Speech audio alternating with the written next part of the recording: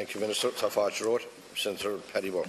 Thank you, Cathaoirleach. I'd like to thank you for taking this commencement matter. I'd also like to welcome the Minister for Education to the House and thank him specifically for coming in to take this very serious matter in relation to the Mayo campus of the Galway Mayo Institute of Technology.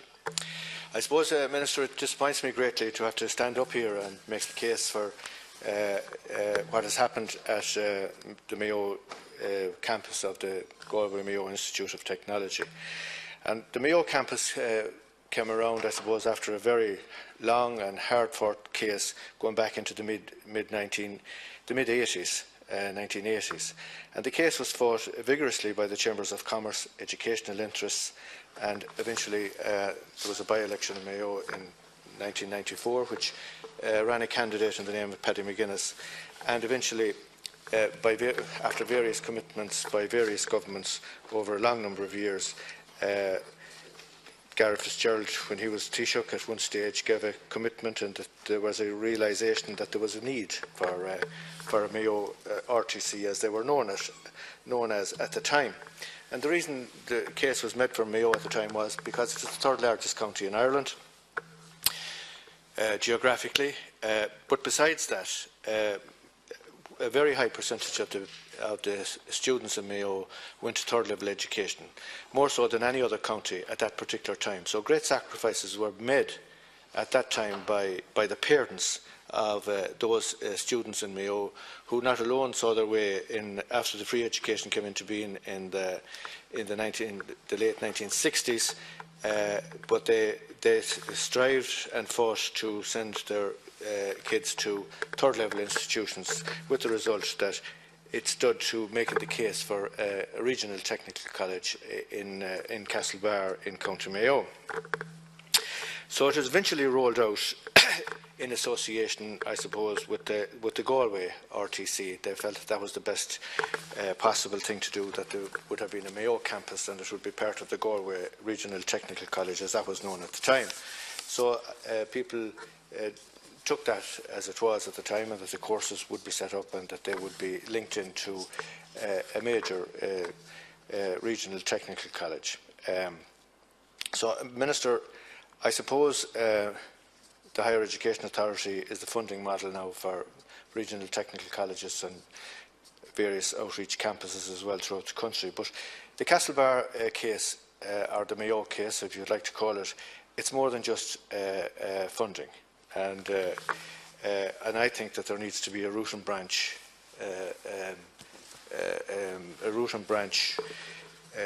carried out of the Mayo Galway Institute and the Castlebar Mayo case, not alone just in the money part of it, but from a governance point of view as well.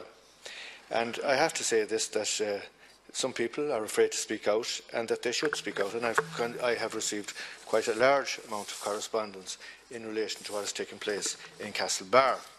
And I read a part of a letter that I received from a lady, and she says that our campus is particularly angry at this sectarian language that is being used, because as far as we are concerned, we are part of the same reserves / resources. While we would welcome ring-fencing funding and recognise the financial issues with sustaining the campus, this language of them and us is actually an issue that has been a feature of the Mayo campus reality for many years, and that's in relation to letters that has been written recently by the Higher Education Authority. The Mayo campus has a vibrant, dynamic community of staff that are utterly dedicated to what we do. We have over the years come up with multitudes of solutions to the issues that we have faced. I am so frustrated by the fact that we want to do our jobs. We want to fulfil our remit to the region, but unfortunately we have been subjected to a sustained attack and cannibalism of our intellectual property by the Galway campus. Whenever resources are mentioned, Mayo has to do everything under existing resources on the Mayo campus, whereas Mayo campus resources are considered a pool of resources to be shared with Galway. In other words, what's ours is ours and what's yours is yours. We have been subjected to ridiculous levels of scrutiny, way above and beyond what happens on the Galway campus or other institutions when it comes to course validation. So that suggests that when the Mayo campus comes up with a course that they're going to run, they have to go through undue validation compared to even other institutions throughout the country. We also know that inquiries for our courses that go to Galway are often met with apathy, misinformation and deliberate attempts to get them on a course in Galway. So when the students inquire in Galway in relation to courses that may be taking place in Castlebar, and if a similar course is taking place in Galway, the Galway people push that the students go to Galway, that everything is much better in Galway. And of course that we know this well ourselves in relation to the Health Board before, where Galway wants everything compared to Roscommon and Mayo and other counties. So, Minister, what I would say to you is, and I've said this before on the record of this House, that the Mayo campus has been bullied by Galway over a long number of years. And I think that strict action is needed. You need to investigate this. And this Mayo campus will have to be looked at in detail because, as I said, it's more than a funding issue. It's much more than a funding issue, and I'd ask you to set up a team of investigation or whatever to see what's taken place. Minister to respond. Well, first of all, just to deal with the general issue first, I mean, I absolutely believe that regional institutions are going to be crucial to our long-term competitiveness and our ability to make sure that our regions can compete and can build genuine, sustainable competitive advantage. And I think everyone has recognised that one of the key priorities is not only to deliver the 200,000 jobs, which look like we will deliver them, we have delivered them, and to build on that for another 200 in the coming period, but to make sure that we get the regional spread. And I think the institutes of education are going to be crucial to that. In terms of the funding, we recognise certainly that the whole higher education sector has been under sustained funding pressure. They don't have the same funding model that, for example, pupil-teacher ratios in second and primary level protect investment, and they have been managing exceptionally well against a background of diminishing resources and rising pupil numbers. So we are reviewing that whole higher education funding. With this year, as you know, I got commitment from government to invest 36 million. I also got a commitment that for the next 3 years there will be an escalator, so that we will effectively be rising with rising student enrolment. We will be getting rising commitments, so it's worth 160 million. And indeed, we've also agreed to sit down between myself and Minister Paschal Donoghue to develop an exchequer employer investment mechanism. Beyond that, as you know, the Oireachtas Education Committee is currently examining Peter Castle's report about long-term funding sources. When it comes then to GMIT in particular, there was recently a HEA report across the IoT sectors indicating financial pressure that is emerging in a number of the sectors, and specifically there have been meetings between the Higher Education Authority and GMIT as one of those bodies that are experiencing financial difficulties. It's very clear that the HEA has a policy framework already in place for engaging with vulnerable IoTs, and that has been triggered in this present situation.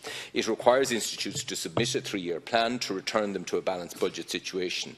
If the institute is unable to demonstrate how a return to a balanced budget can be achieved within this time frame, or if actual performance deviates significantly from the plan, then the HEA will seek the appointment of an independent financial expert to work with the governing body and the executive management team to agree a revised plan and programme of remedial action.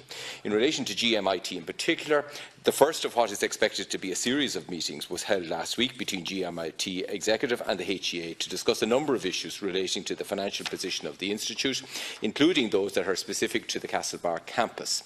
A financial management plan has been submitted to the governing authority of GMIT, and it is expected that this plan will be further discussed at the next meeting in January. In the meantime, the HEA are continuing to work with the GMIT management to address the issues at the Institute. The HEA has reiterated that its commitment commitment to multi-campus provision as supported by the National Strategy for Higher Education, and I share that commitment. The HEA has also stated that plans for the future of GMIT must support the sustainable development of provisions on all campuses, including Castlebar. The HEA has stated it is committed to examine the issue of funding of regional campuses as part of its review of the funding model, which is currently underway. I'm not aware of the evidence supporting the case that you've made there in your own contribution, that there's sectarian language from the HEA. I'm not aware of that. If the Senator wants to bring that to my attention, I'll certainly pursue it, or poaching of students, or the various allegations. It does sound that there is feelings are running high there, and I think if we are to develop a successful model to ensure the long-term path for GMIT, including Castlebar, there are issues here that need to be overcome. I'm not going to establish some special review body in relation to anything of this nature.